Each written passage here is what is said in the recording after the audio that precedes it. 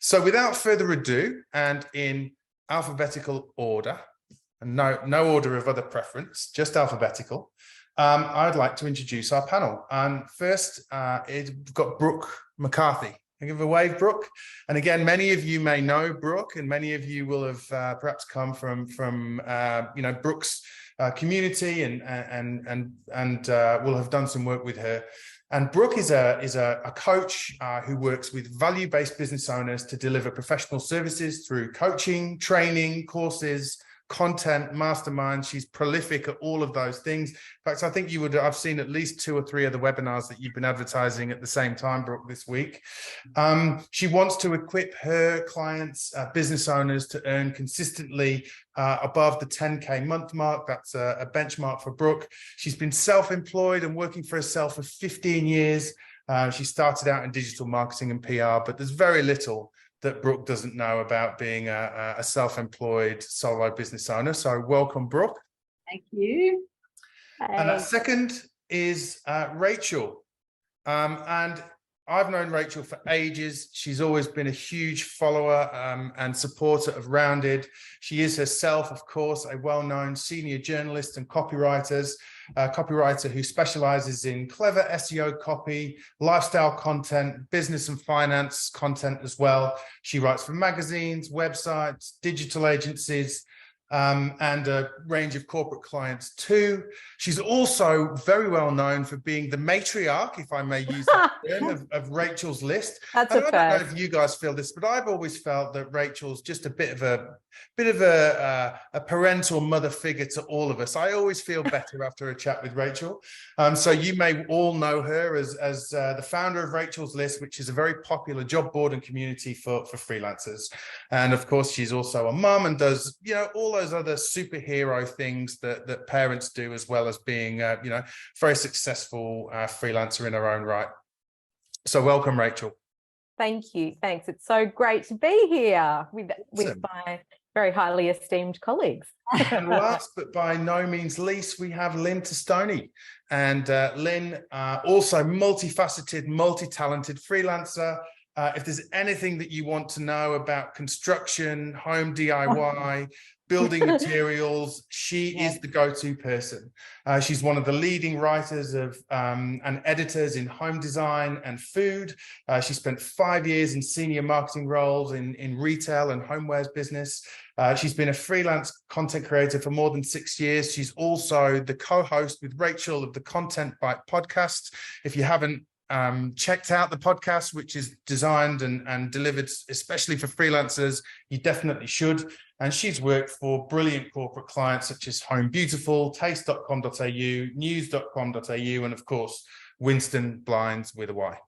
Wow. Welcome. I think that was an alphabetical though. That's my one editorial criticism. Well, really? I think you went Brooke, Rachel, Lynn. Isn't L before yeah, R? But I went by surname though. By surname. Oh, surname. Okay. Wow. Oh. Okay. But thanks for pulling me up on that. Amazing. So today's topic, and we'll dive straight in, is all about pricing. We all know that those pricing discussions with customers can be awkward. Even knowing what to price, how to have the conversation, how to get the best outcome for you and your client, how to go through all of the ups and downs that are required to have them. And really, as freelancers, all you really want to do is just get on and do the work. It's like a lot of the time, the pricing's just there, this great big ugly elephant in the room that is going to start, causing trouble at some point. So we're going to cover a number of things around pricing today. And the way that the webinar is going to work is that each of our esteemed panelists have got a little section that we've created, but we're going to, hopefully get comments from everybody throughout. So if you've got questions for the panel, as I said before, please do drop them in chat, and we'll answer them as quickly as we can. Now, before we get to the first question, I have just launched a poll. Hopefully you guys can see that. And what I'd like to do is just understand from you guys, where are you at with pricing? What is your pricing mindset right now? And we'd love to sort of see maybe how that changes towards the end of the webinar. You know, are you somebody who would rather poke your own eyes out than talk pricing? You know, are you kind of comfortable with it? Are you comfortable with it? Do you absolutely love it? You know, some people embrace that conversation. So it seems like, from what we can see, that most of you are okay with it. It's necessary. It's uncomfortable. It seems more of you are at the sort of the I'm kind of okay with it than I'm really okay with it. Right. So perhaps there's some people that we can help here. Yeah, 100%. Cool. Well, I'll just leave that poll going just for a little while. And so I wanted to start with Rachel, because mindset is a huge thing when it comes to pricing, kind of starting off from a solid ground. So Rachel, how much is pricing tied up with mindset? Oh, hugely, so much. I think because often when you're freelancing, you are coming out of a job that you're not really sure how to get started. You might not know any other freelancers at that time. Sorry, the poll keeps popping up in front of my face, but it's really interesting actually just going to the poll, because I think that this changes the longer that you freelance. I used to hate talking about pricing when I first started freelancing, and I was so scared of it. And now I love it, because it really does get you to that next stage, and quite quickly, because you determine, is that person a fit for me? Am I a fit for them? Is the budget there? So it's something that you do learn as you go along. But I think when you start, you really have a deep-seated, you know, imposter syndrome going on. You might be self-taught. You might think you're not qualified to charge more. So there's all of that. And then you end up getting sort of wrapped up in this spiral of undercharging. You let things slide. You might stick with pricing models that don't work for you anymore because they're comfortable to you. So there's all of that sort of stuff, I think. Yeah. We're going to cover all of that off. Absolutely. So how much of the process begins before you even start talking to a client? And what does preparation look like? Well, I think that, again, this is something that you learn as you go along, but I do think that this comes down to the type of pricing models that you're familiar with and what you want to charge, whether you're charging by the word, which is how I started, or whether you end up charging by the hour or you move to project-based pricing. So you want to have a real sort of gauge of what the job is worth, I think, because that can help you. Sorry, did that answer the question? Yeah, it kind of does. And I mean, could you give me an example of you know, how you might prepare to go into a pricing conversation with a client? Okay, well, for me personally, I have a whole system around this. So an email might come in through my website, and they might say, I really want someone to do a series of blog posts, or I'm really looking for someone to rewrite my whole website. And at that point I say, great, I would love to hear more. I'm going to send you my client questionnaire, which has a budget question in it. And it kind of takes away that need for me to immediately hit them with what's your budget? Because we're not talking further unless I know it.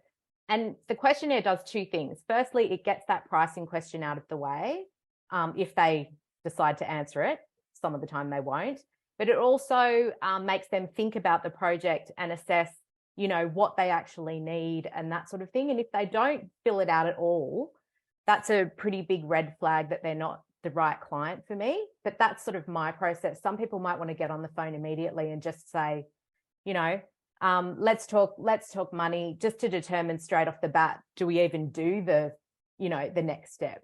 Yeah, to save time. Awesome, that helps. And so what do you think are the biggest mistakes typically that you know you see happening, or that freelancers typically make, you know, that kind of, you know, make that pricing conversation more difficult?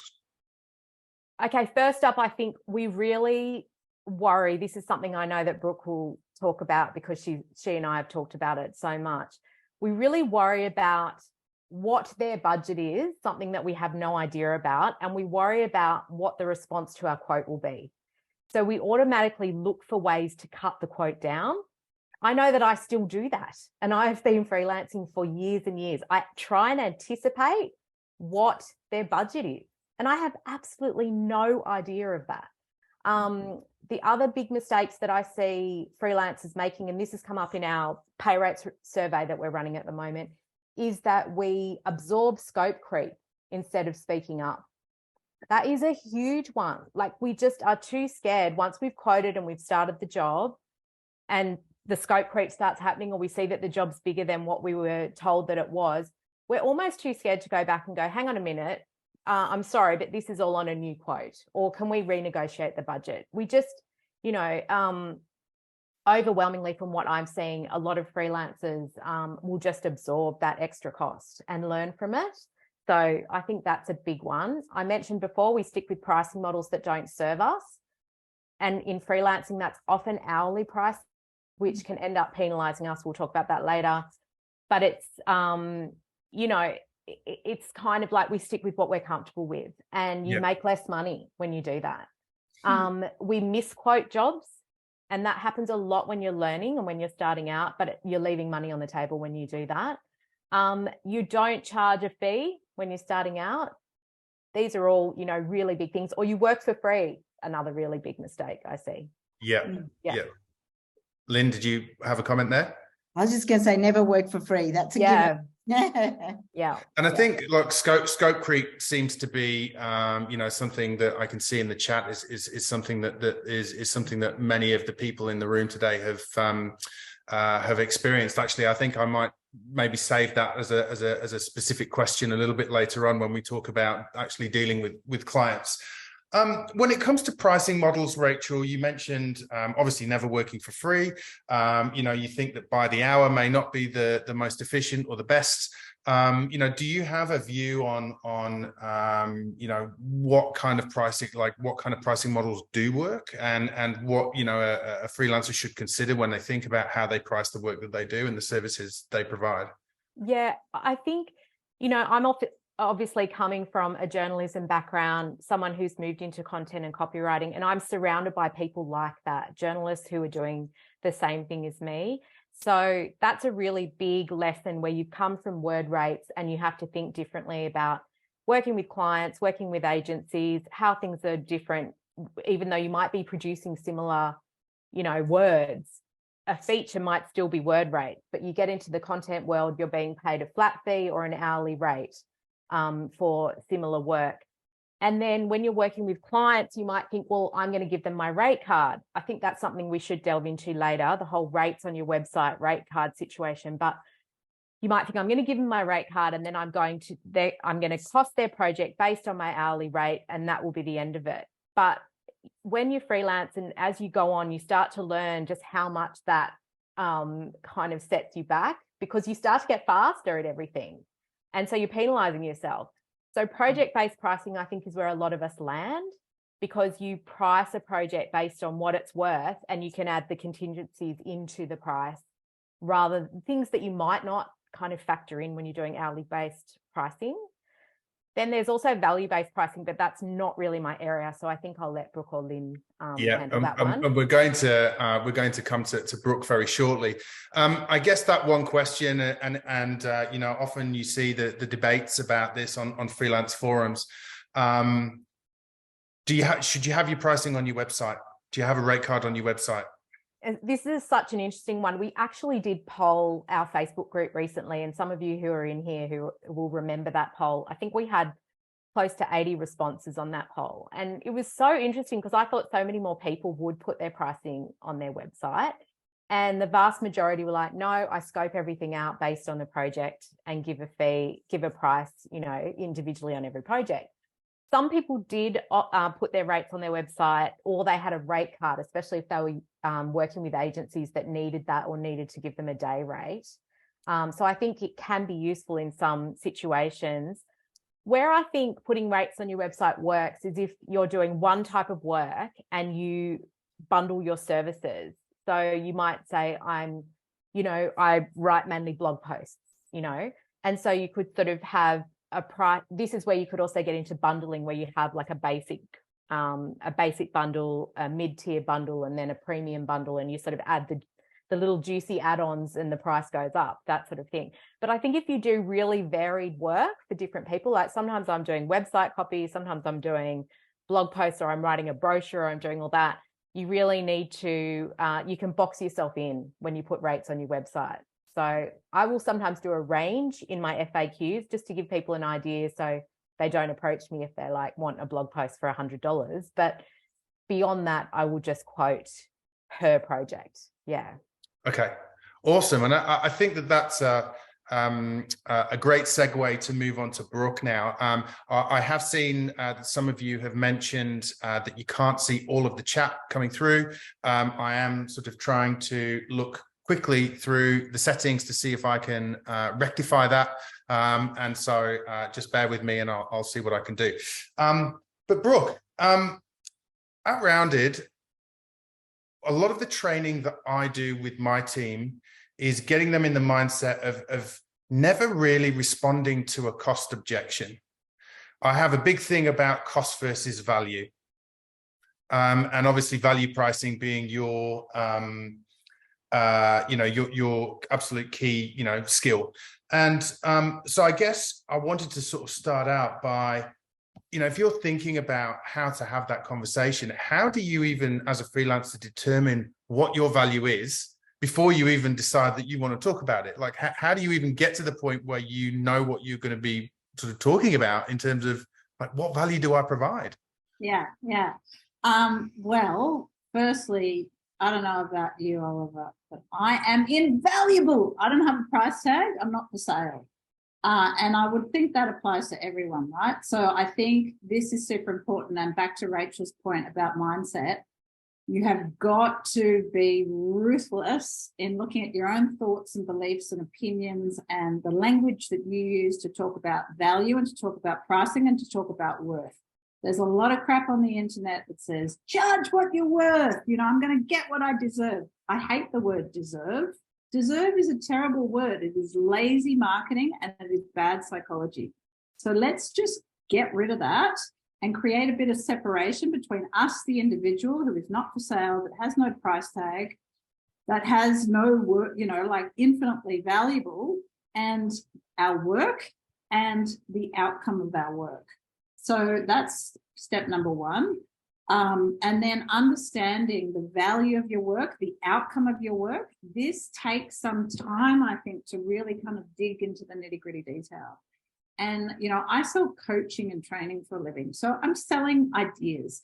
I'm selling a lot of blah, blah, blah. There's nothing you can touch or feel about what I do. Like, there's very little tangible assets, apart from a whole bunch of, videos and Canva worksheets.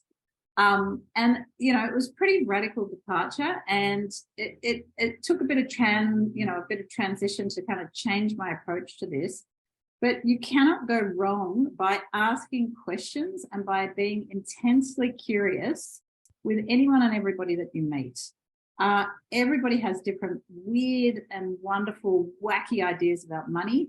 None of us are rational. We are all irrational. Start with your friends and family. Start a conversation saying, how much did you spend on those sneakers? How much did you spend on your last holiday? How much did you spend on that lovely dinner that you were just raving about? None of it makes sense. People will happily spend, a lot of money on some things and would, scrimp and save and never spend it on others. So that's your starting point, because that's also going to help you understand it doesn't matter how awesome I am and how brilliant a job I do communicating my value. If I'm talking to the wrong people, they're never going to get it. And it's just like applying my head to a wall over and over again. It's a waste of time. Don't even bother. But once we kind of get a little bit clearer about who my people are, who my ideal clients are, then we can start really kind of getting better at communicating the value of what we do and talking about the outcomes of that value and highlighting, using things like case studies, testimonials, Google reviews, LinkedIn recommendations to highlight that. Amazing. So there is a huge element of confidence in this. And I think, again, one of the first themes that is a regularly recurring theme that Rachel brought up as well is that whole feeling of imposter syndrome, which is a huge topic of conversation and challenge for many freelancers of all sorts of experience. So how would you advise our audience today to improve their confidence in terms of how they can step into a conversation like that, knowing that I'm okay with this? Yeah. I think we have misunderstandings about what confidence is, and the way that I approach confidence is that it's a performance, it's an act, it is how we are perceived by other people. People tell me all day long how confident I am. I do a lot of things absolutely terrified. This week, for example, I taught a class, and I started the class. I said, I feel like I'm inviting you into my bedroom to watch me have sex with my partner. That's how terrified I was. Like I felt so vulnerable, sharing all the ins and outs of how much I make, how much I've spent, all the detail. Feeling terrified is not a sign that you are not qualified, that you're not good enough, that you don't know what you're doing, that you shouldn't be doing this thing. It's a sign that you care. And that's a good thing. So before I talk on stage, I'm sure I look confident, but I'm in the wings, like trying not to vomit every single time. Doesn't matter how long I've been doing this for. So the way that you appear to others, this performance of confidence is imperative. You cannot come into a sales conversation or meet somebody for the first time who's a prospective client and go, oh, and avoid eye contact and look shifty, because they will pick up on that, and that's not what they're not buying that, right? So you've got to have that air of confidence about you. There's so many things on the internet to help with this. Amy Cuddy's got an excellent TED talk on power posing. There's lots of physiological things you can do simply by standing up tall, putting the shoulders back, holding eye contact. But the best thing that I find when I'm feeling wobbly and I'm like, oh, really? I just go on YouTube and I find some twit, takes me half a second, talking about some crap that they know nothing about. And I look at that person and I think, wow, if they can do it, and I got 1 million views and they're making money, and I can, I'm better than that twit, surely. Love it. Yeah. And you're so right about that. I mean, I'm not a big fan of the whole fake it till you make it type of analogy or the way of thinking about things. But I think that it always is useful to remind yourself that perspective from the outside looking in is very different from the inside looking out. And you are able to hide, a multitude of insecurities, I guess, mainly just by being prepared, right? Yeah. And you've got to have that first, like you cannot gain experience otherwise. How the hell can you do that? When Rachel first got an opportunity, or Lynn first got an opportunity to do something they'd never done, they got to take that leap and say, look, I've never written about this before, but I reckon I could do it. How the hell else are you supposed to get experience otherwise? So like taking a leap of faith and really kind of putting money in the bank of self-trust and deep self-confidence enables you to get up the next day and do it all over again and do the jazz hands when you'd rather stick needles in your eyes. Yeah, I think that's good. Now, guys, I am so sorry. I have tried to update the settings, but I keep getting the rainbow wheel of death appearing on my laptop. And so what I don't want to do is to crash Zoom. So again, I'll have a look at the settings after that. So I apologize if some of you can't see the chat. In terms of the questions that have been asked, I will go back and make sure that I repeat all of the questions. So please keep using the Q&A section, or keep putting the questions in chat, and we will absolutely get to them. So I wanted to touch on another one of those taboo words, Brooke, in that's part of freelancing, and it's the word selling. Yeah. Right? People hate this idea of selling, when in reality, selling itself is a misnomer, right? Like, people who try to sell usually end up doing that really, really badly. And I'm sure everybody on this list, everybody in the audience today has had, the terribly dodgy cold outreach emails or the phone calls, that seem to happen all the time. So can you just talk about what selling actually is, right? And sort of how, from a mindset perspective, how should people be thinking about the whole sales process? It's really, really common that if you don't have sales experience, you are terrified of this. It's really, really common that if you're not in the habit of negotiating, you don't have experience negotiating. It's terrifying, fair enough, because you've never done it before. But the best salespeople, the people who tend to excel at sales, are people that are interested in people.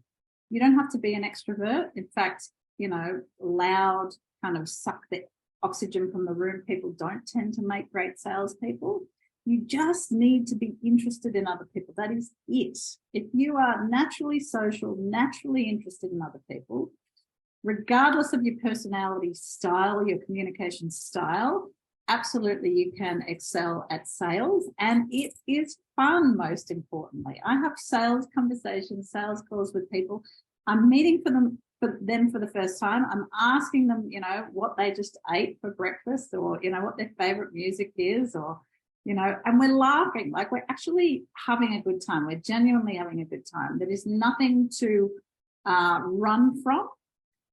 Similar to Rachel, I always get people to fill out a form first so that we can come into the conversation. I make it really clear that it's a sales conversation. I do not want to do the old bait and switch, which is happening a lot at the moment, especially, when the economic downturn, people are doing weird shit. Don't do that.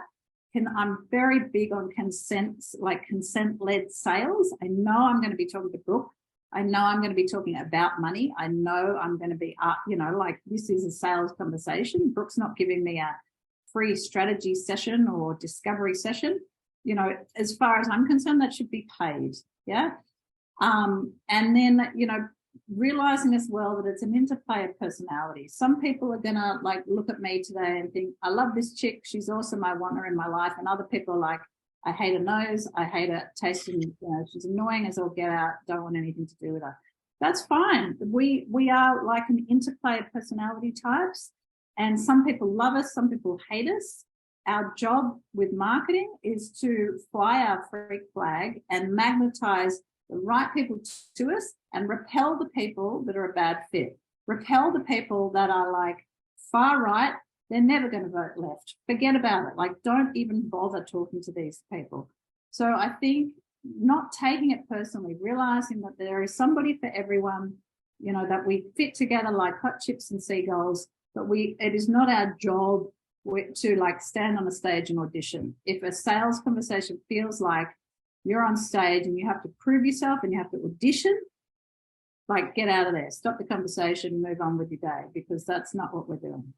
So I think both of you and Amanda, yes, we'll absolutely touch on the mindset of scope creep. I'm actually keeping that one for Lynn. So we'll be coming to Lynn soon. But I guess a question for all three of you, and maybe an opportunity for Lynn to say hello as well for the first time.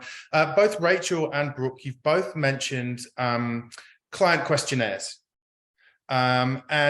Again, I don't know if they're maybe slightly different for both of you. Lynn, I don't know if you use one, but could you maybe just share some info about your client questionnaires and how you've put them together, and what sort of insights that gives you prior to a client conversation? Start, Brooke? Sorry. Yeah, you start, Brooke. Yeah. Questionnaires. I'm trying to understand what the pain points are. And don't use the word pain points because it's horrible terminology, marketing jargon. What is their situation? What is their circumstance? Why are they reaching out? Why have they reached out at this time? Yeah. Somebody reached out for one-to-one business coaching with me, and they said, I'm going to quit my job in June and I'm researching for June. I'm like, sorry, I don't want to talk to you now, because from now till June, the whole universe could change. So how urgent is it? How time bound is it? But also the flip side of that, if their ass is on fire, it's not a great beginning of the relationship. If it's an if their ass is on fire and they really haven't planned, not an ideal situation, a bit of a red flag as well. I'm also trying to get to understand what their best case scenario is. So I say that's one of the questions, what is your best case scenario? Paint me a picture, give me the details, get me excited.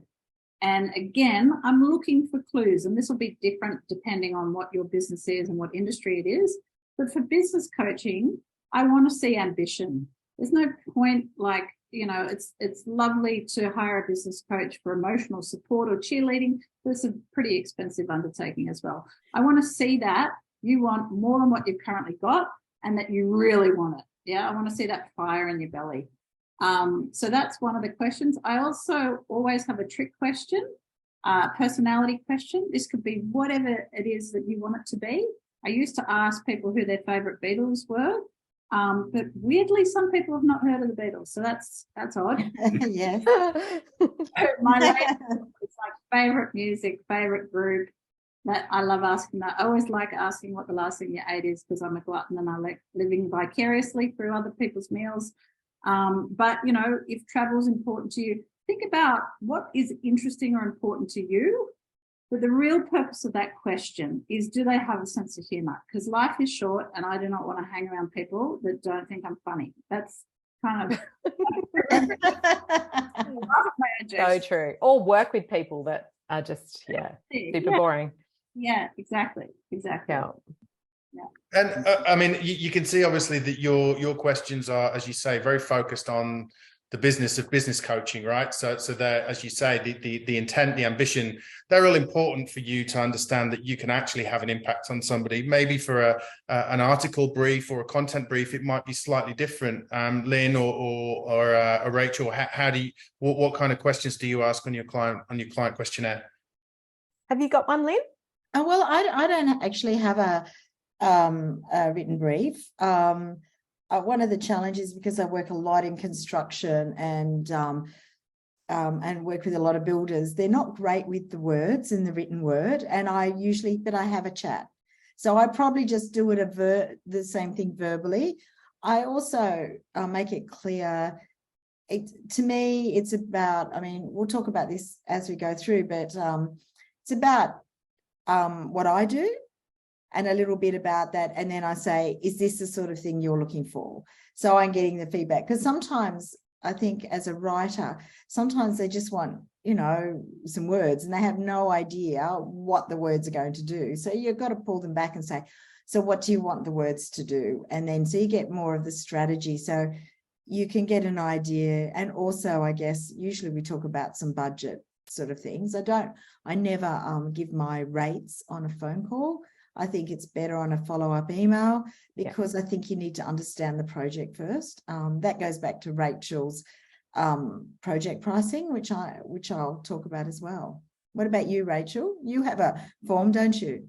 I do. Like, I've got one that I've sort of honed over the years, and I found that, I still get a lot of people coming to me and they're not ready, and so something that I really had to, I wanted to formalize that system and that process, because I think that it makes people think about their project and they start to realize, I'm not ready for this. I ask a similar question in mine to Brooke, which is, why is this important right now? Why is it important to start this project right now? And that gives you some really good insights as to, the project. I also ask, what's your budget? Even just a ballpark figure will, enable us to see if we're a good fit, and lots of people will answer that. Some won't, they'll leave it. I do ask about their pain points. Oh no, Brooke's got me worried now that I'm using awful marketing jargon in my questionnaire, but people seem to like that. I do ask what their outcome, what they're looking for in terms of outcomes for whatever it is, what for the piece of writing or whatever they need. And I ended up having it designed into an actual interactive PDF. So it looks really professional, it's branded, they can click in the box and type, and it's giving us both a record of the project at that point in time. And the amount of times that I refer back to that is amazing if I do go on to do the project. It's just really good. And as a shameless plug, we do have that form in the toolkit if anyone wants it. Oh, great. Of course. Absolutely. Yeah. But it is really handy. Fantastic. Well, look, I think if we can perhaps summarize, some of the things that we've spoken about, that it seems like the main takeaways would be, preparation is key. Understanding exactly what a client wants and making the time to really question the client about that as part of that's as much for you almost as for the client, and help develop those ideas. I think, people buy from people they like, right? So being able to listen, ask people questions, and really just building a relationship with somebody, with a client, as you normally would, just being yourself is a key part of all of this. And I think these are all building blocks, right, in terms of being able to have a successful, constructive conversation about pricing.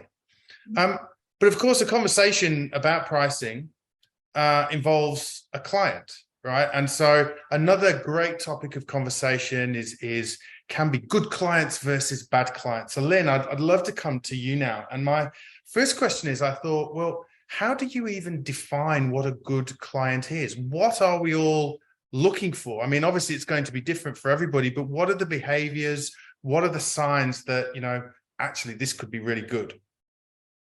Well, I think the number one for a good client is somebody who pays you. Yeah. I'm just going to start with that. And somebody who pays you, and somebody who pays you in a timely manner. So that's important. And that's why things like Rounded really make a difference, because you can measure that. I think it's good to understand who your perfect clients are. I just think we all know that, but sometimes we don't analyze it. So when you think of your projects, you think, I really love working with these people. And it might be the fact that they were receptive or responsive. It might be the fact that they work in the niche that you're most interested in, you've got the most expertise about. It might be that they pay you well, that they pay your invoices promptly. You don't have to chase them up. It may be that they don't have 16 different layers of approvals in the things, which we've all had, especially if you work in corporate. There's so many things. So I think when you've had a really good experience with a client, it's always good to sit back and say, what did we like about that?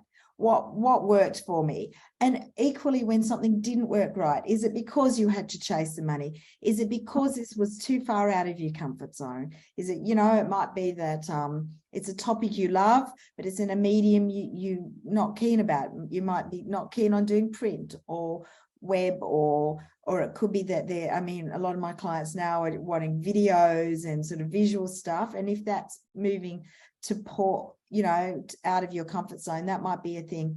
Okay, maybe this is not somewhere I want to be, but it might be still somewhere where you can find somebody to partner with. So I think you sort of know where your perfect clients are. And I guess then it's good to play, as I say, play in the right places, let them come to you. I mean, I definitely think LinkedIn is a good place to be. I'm not big on cold calling or anything, but I think connecting with your clients, particularly the good ones. So connecting with them, commenting on them, congratulating them when they move or they get a new job. I think that's good.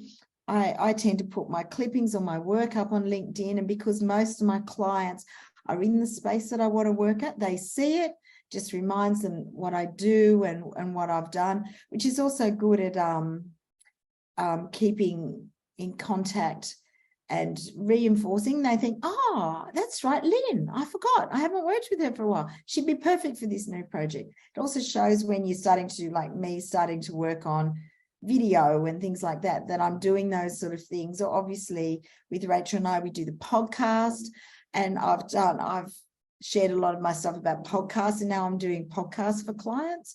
So I think that's sort of part of it. I don't go ring and say, I could do your podcast, but by putting out LinkedIn that I do podcasts, it becomes a bit more subtle. And I think it's less about selling than communicating your worth, which is actually a more subtle thing. And we also know that clients, it's all about relationships. I think you said, Ollie, that people want to work with people they like. And I think that's true. And it doesn't necessarily mean you have to be everyone's friend. It has to be somebody that respects you. I think respect is probably better. I mean, not everyone likes me. I get that. But if they respect you and think, oh, she knows what she's doing, she can get this done on time, she can get the right people, that's what you want. So I think that's important. I I also think that you should connect with the LinkedIn strategy or even an email marketing strategy, connecting with your past clients, your present clients, and also some future clients. So it doesn't necessarily mean, as Brooke said, send it out and then say, hey, by the way, I can do this for you and do that hard sell. But I do connect with people that I'd like to work with in the future. And there's a soft sell. I think those things would be, sometimes it's 2 to 3 years. Yeah. And a lot of people communicate with me. I've heard about what you do. People have mentioned you. And I think that's the thing. Now, I wanted to answer Pauline's question too a little bit earlier. Yeah, absolutely. I think she's asked two, but just for everybody who may not, this is the first one. And Pauline, thanks for your question. And she's asked, how do you work in your operating expenses like studio space expenses, equipment, cameras, computer into your fee? Is it a percentage of what you pay that you apply to your estimate? Well, that's a good question, because I want to pull it back to the whole thing about rates, because so much of people think about how much like clients want to pay you, and it should be how much do you want to earn. So, I mean, obviously it's different. Everyone has a different thing about how much they want to earn. You may not want to work full time. This might be the beginning of your career. This might be the end of your career. I've been doing this for an awful long time. So I have a decent mortgage in Sydney and I want to earn a certain amount of money. And as a freelancer, I want to earn at least what I'm going to earn as I would in-house. So you start with the end thing. And that's about, like with Pauline's thing, you think, okay, I've got $30,000 worth of fixed operating costs. And this is particularly important with something like photography and stuff. So whatever I do, I have to earn $30,000. Plus, I also want to earn have a net income, say, of $30,000. So minimum, I need to earn $100,000 a year in my gross profit. So that's where you start. You don't say, oh, I've got to earn $30,000, so I'm going to try and, pay my costs. I'm going to start at 30,000 or maybe an extra 5 for me. That's just not sustainable. So yeah, and everyone would expect that. And that's the same with a plumber. You don't expect you're not just paying him for his time. You're paying him for his tools, his equipment, his traveling time to get to you, his van, all that sort of stuff. I think that's really important. And we all accept that. I sometimes think that when you're worried about it, you think about something like a plumber because that's the trouble with, as Brooke said, a lot of what we do is intangible. So sometimes you've got to pull it back to something like a plumber. You wouldn't expect him to come in and charge $30 an hour because he's got a lot of equipment. So that's bad. And also good luck in negotiating with a plumber. That's all I can say.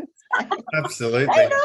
And look, I'm conscious there's a ton of questions coming through, so we will get to those. It was just something that you touched on, and I think it's a really important thing to understand, especially if you are somebody who's new to freelancing, and these people may look at you guys as experienced freelancers and think, well, I'd love to get to the point where I have that kind of repeatable business, and that maybe their mindset on business development and that kind of thing is like, at some point I'm not going to have to do this. But what we're hearing is that even as an experienced freelancer, you may get better at it. You may be able to do it in slightly more sophisticated ways because you have ongoing business. But it really never stops, right? Like, you're constantly having to remind people, you're constantly having to fill the pipeline. Like, it doesn't stop just because you have a reputation and a sustainable business, So, I mean, it would be great just to, obviously, Lynn, you've given us some brilliant insights into what you do. I was wondering, Brooke or Rachel, can you maybe just talk quite quickly about, the business development that you guys are doing and how you ensure that your, pipeline of work is kept consistent? Go for it, Rachel. Wow, that's a big question. It is. It is. Okay, so I've been freelancing for over 20 years. And in the beginning, I did do a lot of kind of cold, I guess what we'd call cold outreach, where I would make spreadsheets literally of clients and brands that I wanted to work for, and I would approach them. And then I would ring them, I'd go have meetings with them. And I landed an enormous client back then with a tourism board just from doing that process. And then that sort of evolved where I had enough clients and I had a lot of, word of mouth sort of clients. But in recent years, keeping your pipeline full is really important because clients drop off, they move away. And if you're not as good as Lynn is, and I'm definitely not as good as Lynn is in keeping front of mind with clients. Like I tend to drop the ball a little bit with that instead of, staying in touch with them and all of that. Suddenly I'll remember and go, oh, I better go and send a message to that person or whatever. But it's because I have enough work that I sort of drop the ball in those areas a little bit. But I think that there are so many ways to do this. You can learn SEO and you can optimize your website and bring leads in that way. You can have really strong forms and systems on your website that, kind of qualify those leads coming in the door and save you time and save, so you actually get people that want to talk to you and that are willing to pay your prices and that sort of thing. The other thing that I do that I think is really valuable is, and this is something I didn't do in the beginning, and that's where Rachel's List started, is I built a really strong posse of people around me and a network that has just grown exponentially into what's called Rachel's List.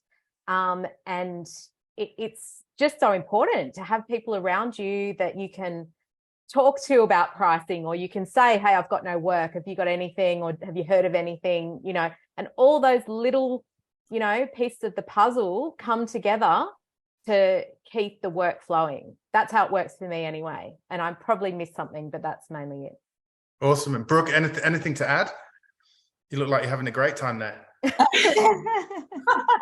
I think Lynn and Rachel made excellent points about networking, and Lynn especially about the soft selling, and keeping, the point is keep top of mind, because I think we have this weird belief that people know who we are and that somehow they just miraculously know our skill set and know our capabilities. And telepathy is not a reliable marketing strategy. There is nothing wrong. Nice t-shirt. Yeah, I kicked myself last year. I did a talk at UTS 6 years ago. The topic was women, money, identity, power. Had a great time. Met some interesting people. Thought that was really good. Did nothing else about it. 5 years later, a female barrister gets in touch and says, oh, I really love what you say about money and pricing and, all that stuff. Can I fly you to Melbourne and talk with in a private dining room to a group of female barristers? And I'm like, oh, fuck yeah, you can. I've done 5 years ago. I hadn't mentioned it. How can somebody buy something if you never ever talk about it? So you cannot sell a secret. Marketing is not reliable, and bragging, and there's a lot of, kind of humble bragging in oh, yes, I don't do marketing. I just rely on word of mouth. That's not a brag. That's sad. Word of mouth is awesome, but I don't actually think it's marketing. I don't call it marketing because you can't do anything about it. And when something like COVID comes along and your one thing that you did, which is face-to-face networking or speaking at stages at conferences, goes away, you need to have, options. You need to have a pipeline. So marketing is not a dirty word. It's not a sign that you're desperate. We need to get over ourselves and recognize that pride is expensive, and get out there and say hello to people and meet people. I've just popped the link in the chat. January 2010, I started marketing, and I was really, really busy. That's another misnomer. I'm too busy right now. I've got too much going on. I don't need to market. That's crazy talk. Coca-Cola pays millions every year in advertising. Why on earth would you not need to market? If you don't want this kind of stop-start, up-down cash flows of disaster, you need to commit to the minimum marketing every single month without arguing with yourself and without, somehow convincing yourself that, you're Beyonce and you don't need to advertise. Awesome. Thanks, Brooke. Well, look, I think I'm going to head to questions now. There are quite a few, so I'll try and get through them all, obviously conscious that we're at 1:23. So we'll try and get through them all. Some are specific to the panelists, some are just sort of general, and I'll throw them out there. Whoever wants to take them can take them. So Sandra asked a question. Thank you, Sandra. And she says, I've been getting better with pricing conversations with new clients, but I have a long-standing client, in brackets, a good friend, whose rates haven't changed in 5 years, and I'm struggling with how to have that conversation. Ouch, business and personal often doesn't end well. Anybody want to take that one? Well, I'll take it briefly. I think one of the things is it's a good learning lesson, Sandra. I think one is that, and I think Brooke's, this is a big thing that I've learned from Brooke, is you never do a big jump in prices. You do incrementally small jumps. Nobody wants, if somebody, I don't know. Well, you can take it. But I think rip it off in one. Don't do it. Do you in one? Well, I tend to give people, so if I'm charging $700 for something, next time I'll charge $720. You can never go from 700 to 1,000. Like clients, you'll lose the client. You can only do that if you're prepared to lose the client. I would suggest there's two things. One is I never negotiate on price. I negotiate on scope. So maybe that's one thing is, Sandra, is you talk to and say, you have to talk to this client and say, look, my prices have changed, but I'd still like to work with you, but I think I'm going to pull back on scope. Or you can say, I'm charging, my rates are now this, and this is what it is. But you have to be prepared to lose the client.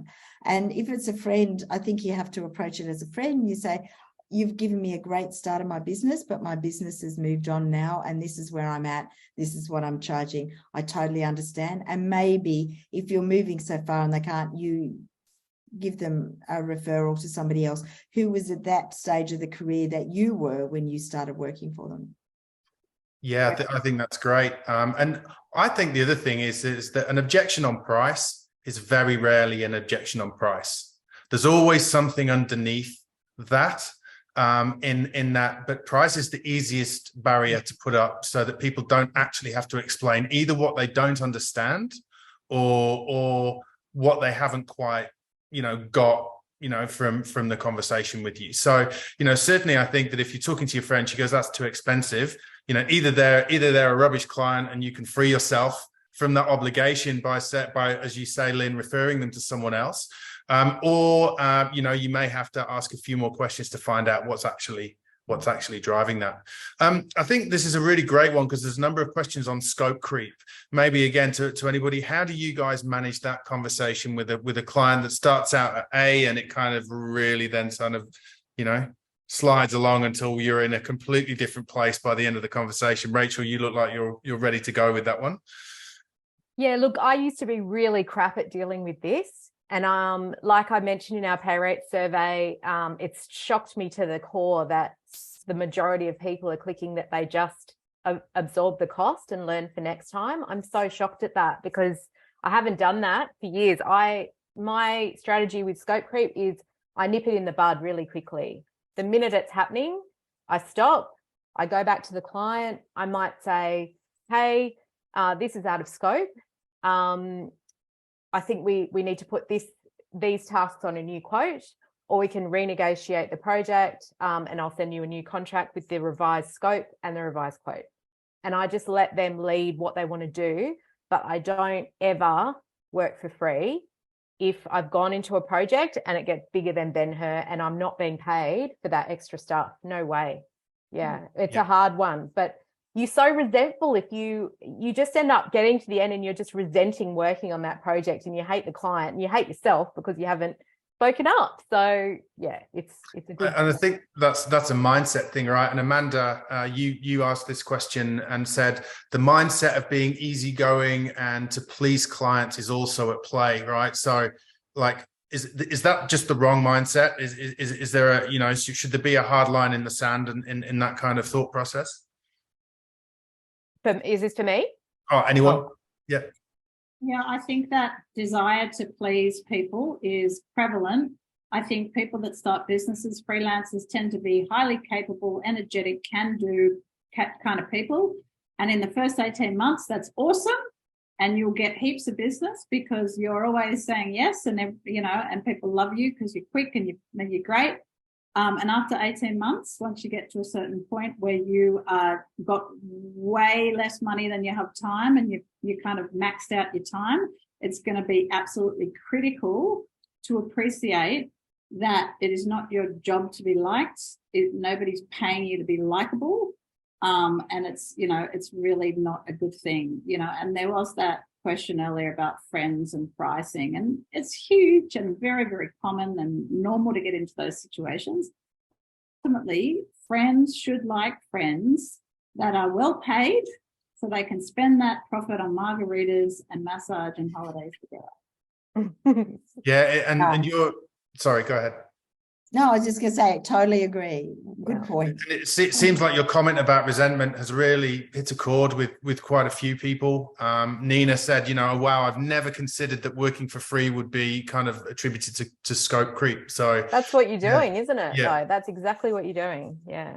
So a couple more questions. We've got one from Maria to Brooke that says, you touched on using case studies for somebody just starting out, and possibly without a client or without a case study. What else could I use in terms of being able to articulate or demonstrate value? Well, you've got life experience, right? You didn't just start a business in engineering, having a background in retail. So there is nothing stopping you from verbally talking about mini case studies in conversation. It's really useful to learn the art of the humble brag. A lot of people are shockingly shit at talking to strangers and introducing themselves to strangers. I go to networking events where people are just so bloody boring and they don't read the room. They're not paying attention. They're missing the cues. The person they're talking to gets up and walks away and they just redirect themselves to the next person. Like, that's not humble bragging. Humble bragging is understanding when it's appropriate to weave into conversation these verbal mini case studies and to reflect on your experience and to say, I have done this before. I have done that before. I just had a sales call before we jumped on today with a Qantas pilot. I don't have any bloody understanding of aviation. But I've worked with people that work in manufacturing and people that work in engineering and people that, so I can make things relevant and I can pull in these little tidbits and stories to showcase that, yes, I might not know anything about aviation, which I was happy to tell him. But, I do have experience and credentials. So, yeah, learning the art of the humble brag is pivotal. I think getting better with people is a great skill for business. All of a sudden you realize, shit, here I was thinking I was a voiceover artist, and it turns out I'm also doing this and this and this and this and this and this, and I've got to learn it all in the space. It's a So in terms of that though, like when you start talking to people, you're not going to get a good vibe from everybody, right? And Nina asked the question, if do you still continue to follow up with those people, or are you just constantly looking for those that you do get the right vibe with? Do you spend much time trying to nurture a client who maybe at the outset may not seem like a great client? I think it depends. The answer to most questions is it depends. There was one client I followed up with for a year, and that's a long time to chase a quote. But the reason I did is I knew that it was a fabulous opportunity. When I got the opportunity eventually and delivered the training to a group of people, I immediately had another $7,000 worth of business from the back of that. There's another client that was far from ideal, but I wanted their logo on my website. I wanted to be able to humble brag. I wanted to be able to name drop. So I pursued something which in retrospect, well, not in retrospect, I'm happy I did. But yeah, it was for reasons that weren't, personality fit, that's for sure. Cool. All right, a couple more questions that we've got that we'll just try and, we're a little bit over, but I'll try and get through these last two. Lisa asks, I'd love to know some tips on how to move from an hourly rate to potential retainer or something similar with existing clients. Any tips on that? I'll answer really quickly on that one. If you're doing the same scope of work for a client over and over every single month, it could actually be really advantageous to say to them, look, would you like to look at a retainer arrangement? It means you get priority in my schedule, and these are the terms. It might be that they make payment on the first of the month, so it's a win-win for them, and it's a win-win for you because you get regular money. So that's how I would approach that. Yeah. Any other insights on retainers versus hourly? Well, I just say I don't work on hourly rates. So that's, I mean, it's just it's not a conversation. It's just a statement. And sometimes, I mean, I'm in control of my own business. That's not the way I work. So I just say that. And some people go, well, we want to. And I say, well, and because I've been doing this, I am fast, I am efficient. I would do something in half the time that somebody 30 years younger than would. And that's okay. And I'm okay with that. And if you want somebody on an hourly rate, to me, it's about trust. Yeah, but it's not a conversation. That's awesome. And I guess maybe one last question. And I think that this is something for me that was always in my sales and relationship roles, one of the most liberating things that you can do, and the thing that gave me more confidence than anything else, is saying no. And Simon's asked, what's a good way to push back and save relationships if our clients are naively asking for unrealistic outcomes, or, you know, want us to do something cheaper? You know, like what's a way to say no in a way that, you know, allows you to keep a conversation going? Oh, this is such a great question. I think we could all get better at saying no, including myself. I know that I have a tendency to say yes, and I'm easily swept up in other people's enthusiasm. So I've taught myself to say, oh, that sounds very interesting. Look, you know, let me have a think about it and get back to you. And that gives me some space to go, is this actually smart, or is this actually something I want? Managing clients' expectations is part and parcel of your responsibility as a business owner. And it is everything to do with how pleased people are going to be. So there's been some people that have had outrageously high expectations that I've not managed and have had a bad outcome and a bad experience working with me. And there are other people that have, you know, expectations that I've managed appropriately and had a great outcome. And that is like the end of the story. It's the delivery is exactly the same. They're getting exactly the same thing. But if you say to somebody, you know, oh yeah, I'll get it to you tomorrow, and then you break your back, you know, and get it to them the day after, like, it's still outrageously fast that you have failed to manage that expectation. So you have to do it in marketing, in branding. I love, it's our policy. It needs to be in the client contract. You cannot over communicate that enough. And that absolutely definitely includes boundaries. It is not appropriate to be calling or expecting anything on a weekend. You are not an emergency doctor. You are not an emergency plumber. Why on earth would you answer the phone to a client on a weekend? Unless, you know, you worked in retail, perhaps, I don't know. But like, forget about it. I'm not answering the phone at 5 p.m. It's going to voice message. And frankly, not a lot of people have my mobile number anymore.